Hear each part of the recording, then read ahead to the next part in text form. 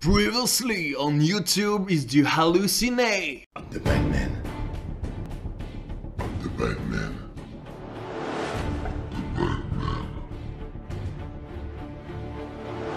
I'm the Batman. Ah, coucou! Je suis super heureux de vous retrouver pour ce second épisode d'Halluciné.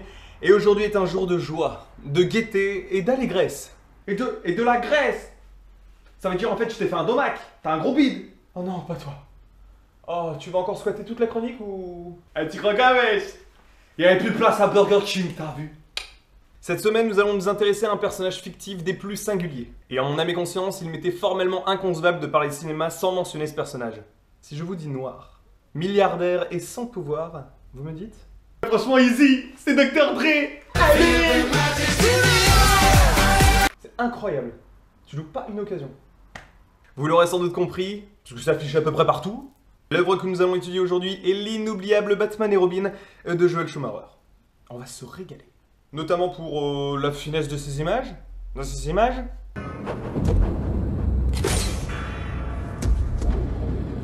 Le respect formel des personnages initiaux.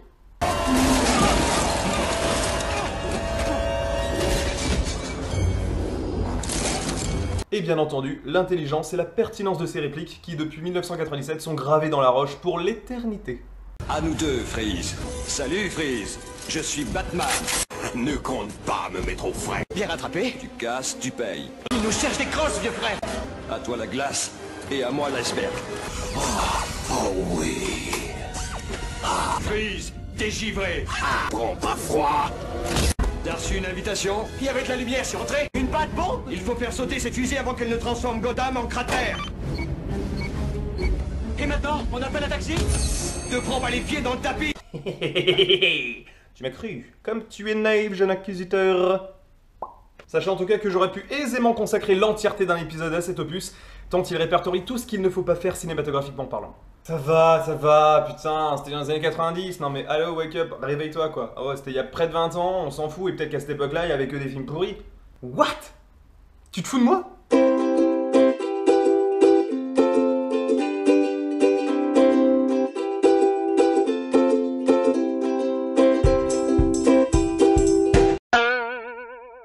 Après ce petit diapo, je sens que je vous ai spoilé bon nombre de prochains épisodes. Pas malin. Sachez en tout état de cause que mon rôle ne sera jamais de tirer sur l'ambulance. Et d'ailleurs, en l'occurrence, là, il m'aurait fallu un bon Kalachnikov avec quelques grenades. Hein. Je fais bien le mec qui jette des grenades aussi. T'as pas vu, toi? Et de surcroît, ce qui fait l'essence de cette émission est le parfait contraire. Mettre en valeur des films qui méritent vraiment d'être approchés. Poil au nez. Mais trêve de flagornerie. Aujourd'hui, c'est le second volet de la trilogie de Christopher Nolan qui est à l'honneur. Et ça va déboîter de la pastèque et du raton laveur. Ouais. Accrochez-vous à vos popcorn. Accrochez-vous à vos popcorn. Flics et pompiers, moustiques et lévriers, lampes magiques et cocotiers. Bienvenue dans Halluciné.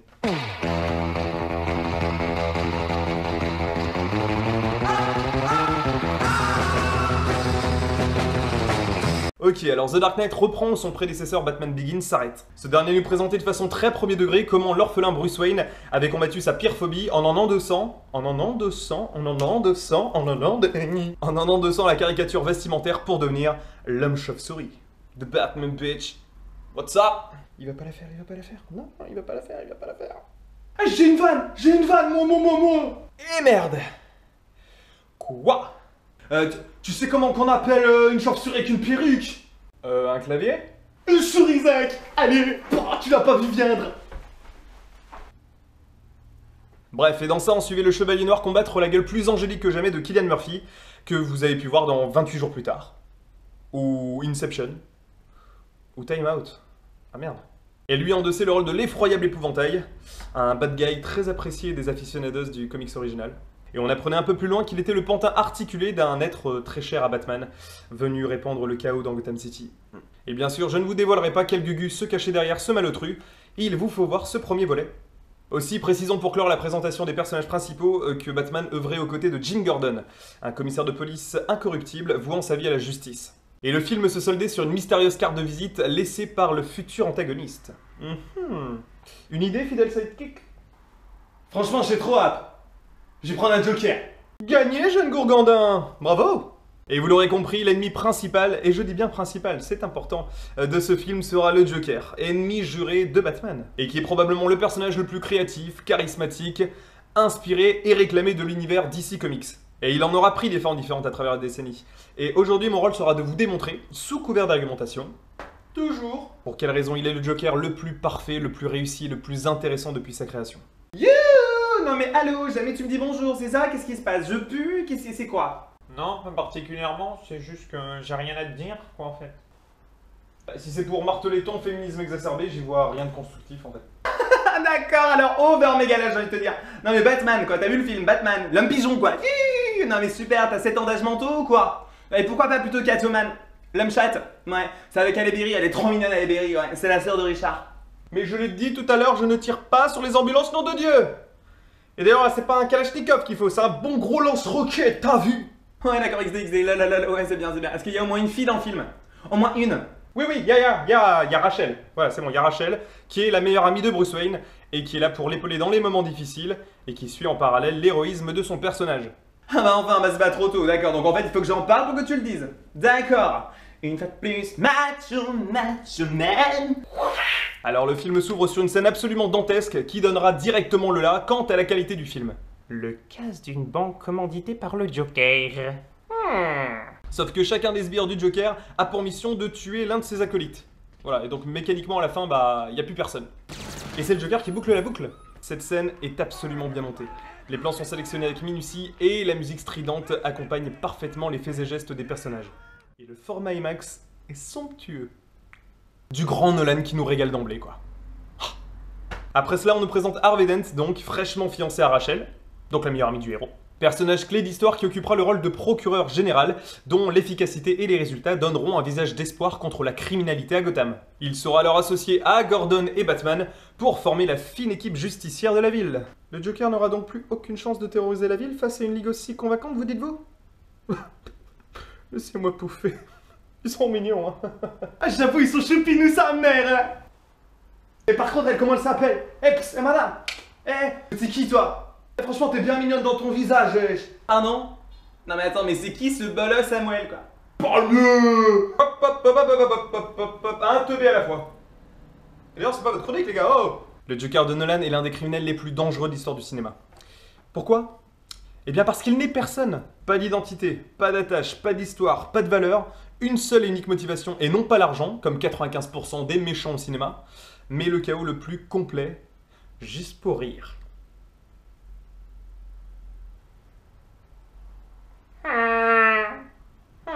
Donc, 0 point faible. Il est mort à l'intérieur. On est dans la merde.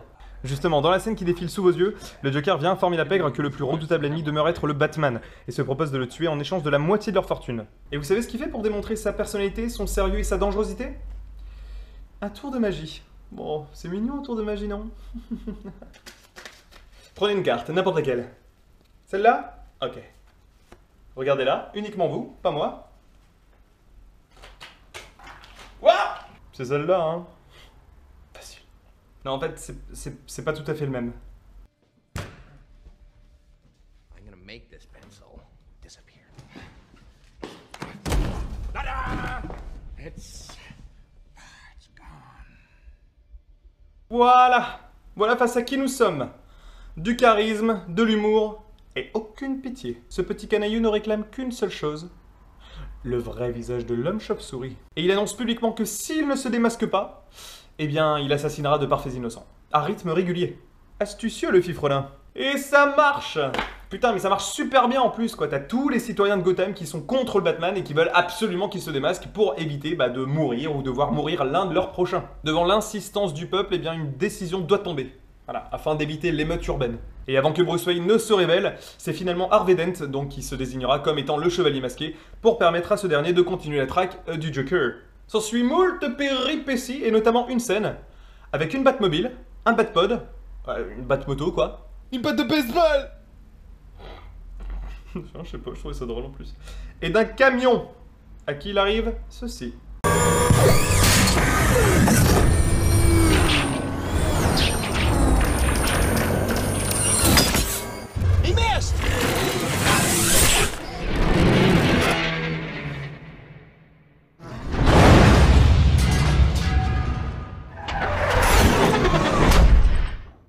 Badass sa mère. Allez, avoue-le, toi.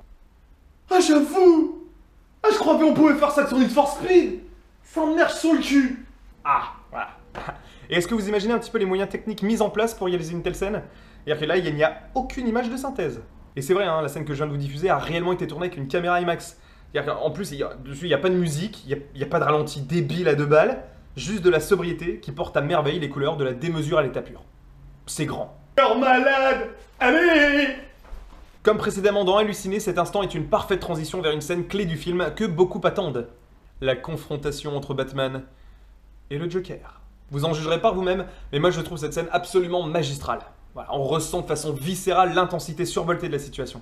Batman perd pied pour la première fois et condamne l'accès aux policiers de la salle d'interrogatoire afin qu'ils ne puissent pas s'interposer, avant de littéralement... le défoncer. Et puis bien quoi. Mais pas genre... Jérémy, au lit et pas de dessert. Dans ta chambre. Non, exploser genre ce que tu faisais à ta mère quand elle te piquait ta manette de Gamecube pour que tu fasses tes devoirs. Ah.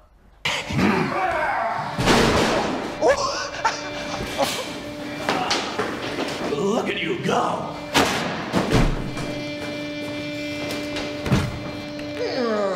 What does Harvey know about you and his little bunny? La mienne a encore une balafre de là à là, pour m'avoir piqué ma cartouche de Pokémon rouge. Sous prétexte que j'avais ramené un 6 sur 10 à la maison. Non mais oh, c'était dicté. Ah, je t'échange ton Bulbizarre niveau 30 contre mon Ratata niveau 2. Ah non merci, c'est bon. Avec un sneaker, c'est les fraises Tagada. Non merci, je t'ai dit. Voilà les Dalton. Et si je te rajoute l'album de Black M? Non. Pas une minute à perdre, une horde de policiers part en direction du procureur, pendant que Batman se dirige vers Rachel. Et bien sûr, et parce qu'il fallait s'y attendre, le chenapan grimé avait permuté les 2 adresses. De ce fait, Harvey sera sauvé par Batman, et non sans encombre, hein, car la parfaite moitié de son visage sera carbonisée par l'explosion. Et de leur côté, les flics n'arriveront pas à temps pour sauver Rachel. Faites qu'elle ait pas entendu, faites qu'elle ait pas entendu, faites qu'elle ait pas entendu, faites qu'elle ait pas entendu. Encore? Eh merde. Putain, mais j'allais signer trop PTDR, quoi. C'est encore la nana qui crève. Et ça fait partie des films préférés. Putain, tu me dégoûtes. Mais je te l'ai déjà dit, je ne suis pas scénariste, coconne, je n'y peux rien. C'est certainement pour que le spectateur ressente un petit peu d'empathie envers... Ouais, d'accord, c'est trop bien. De toute façon, je comprends ce que tu dis, ça m'intéresse pas, d'accord. Reste là-bas. Me too, me too, me too. Et la point de non-retour du film, imagine que tu perdes la moitié de la gueule, ta fiancée, et un plan méticuleux destiné à instaurer un ordre absolu dans une ville en laquelle tu crois. Tout ça dans la même minute. Ouf. Du lourd. Du lourd, du lourd. À mon avis, t'as déjà vécu des instants un peu plus funky. Enfin, je pense. De ce fait, à peine arrivé à l'hôpital, il sombre dans la folie pure et dure et reçoit la visite de la toute dernière personne qu'il souhaiterait voir au monde. The Joker, qui est d'ailleurs venu le manipuler jusqu'à l'os, et puis bien. Et ça marche. Voilà. Lui permettant d'avoir un allié de poids pour répandre le chaos. Chaud le chaos.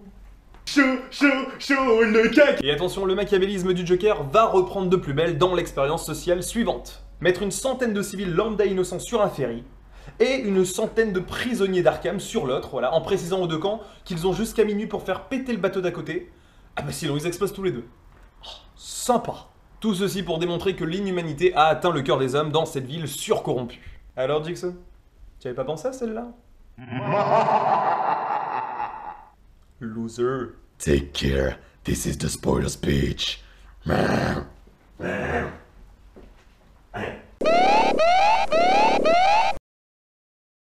Malheureusement pour le Joker, eh bien son plan tombe à l'eau. Tombe à l'eau. Ferry, bateau, tombe à l'eau. Non. Personne. Si, moi je l'ai, moi je sais. T'es sûr? Bah ouais, parce qu'il tombe à l'eau. Non mais il tombe à l'eau quoi, attends, t'as un ferry, t'as pas de Karine. Voilà, allez. Franchement, baisse d'un ton. Bref, ça foire complètement parce qu'aucun des 2 camps n'a appuyé sur le bouton avant minuit. Ah là, la grosse brèche dans le plan jokerien. La désillusion. Parce qu'il avait vraiment tout misé sur le fait que l'un des camps appuie sur le bouton, quoi. Loupé. Et de ce fait, eh ben tout le monde s'en sort. Il s'avoue vaincu auprès de Batman, mais... Attention, suspense. Il abat sa dernière carte. Un Harvey Dent lobotomisé. Depuis la mort de Rachel, ce dernier a complètement perdu foi en l'humanité. Voilà, il laisse le hasard dicter ses actes à l'aide d'une pièce de monnaie et d'un revolver. Pile tu meurs, face tu vis. Nous voilà ainsi à la scène finale du film. l'endroit exact où a péri Rachel un petit peu plus tôt. Voilà, donc Batman, Gordon et son fils seront témoins de la folie du calciné, laissant le hasard décider du sort de chacun d'entre eux. Arrivé autour du fils de Gordon, eh bien à peine Harvey a-t-il eu le temps de jeter sa pièce que Batman se rue sur lui, le faisant tomber d'un immeuble et donc plusieurs dizaines de mètres. Et inévitablement, eh bien c'est la mort. D'ailleurs, une petite symbolique sur ce passage, Nolan nous présente le fait qu'Harvey était déjà mort bien avant. En se servant de l'endroit où Rachel est morte, eh bien, il fait une sorte de transition spatio-temporelle, nous permettant de comprendre que le personnage, le justicier qui avait défendu cette ville bec et ongle, eh bien, était mort auparavant. Après cela, Batman, en accord avec Gordon, endossera les quelques meurtres d'Harvey. Voilant ainsi la vérité à la face du monde, mais pour conserver une image héroïque d'un homme qui aurait pu mourir pour sa patrie. Bon, c'est pas le cas dans le film, mais ça aurait pu. Car si les habitants de Gotham apprenaient qu'il avait franchi la frontière de l'obscurité, eh bien, ils n'auraient plus jamais cru en la justice et en la bonté, et le chaos se serait irrémédiablement installé, rendant ainsi le Joker victorieux d'un plan supposé infaillible.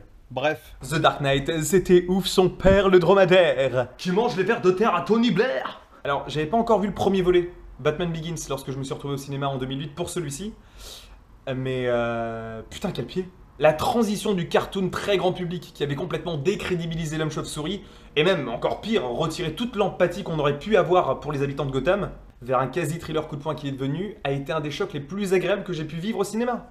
Et pour moi, c'était une évidence. Batman ne devait pas voir le jour avant la trilogie de Nolan. Alors soit, les fans de Burton vont tomber sur la gueule,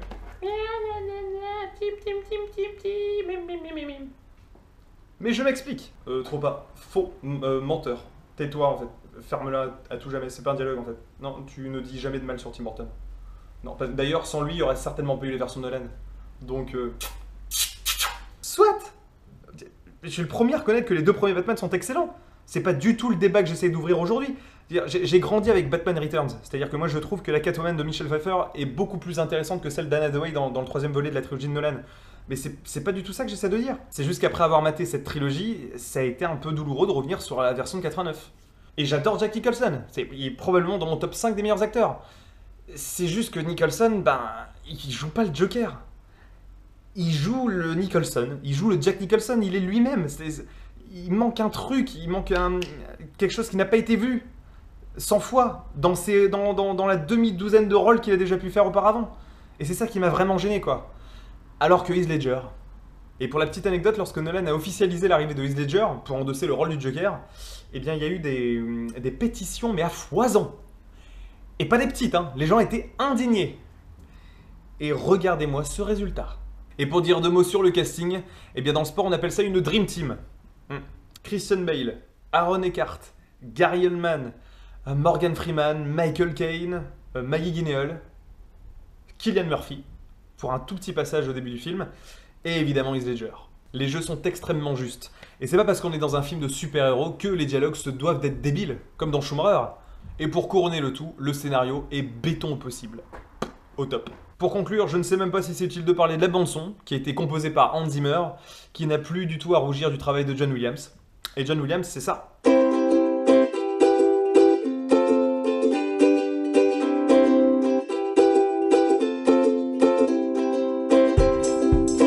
En bref, ce film est une relique avant-gardiste hors de prix dont on ne pouvait nous priver.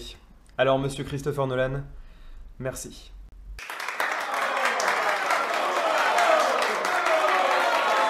Voilà, c'était ma chronique sur The Dark Knight, j'espère que vous avez passé un bon moment. Sur ce, je vous laisse, moi je dois aller regarder Dragon Ball Evolution. Ah, je bisouille à tout bien les bâtards. Bisous, portez-vous bien, ciao. Et regardez The Dark Knight, vous allez halluciner.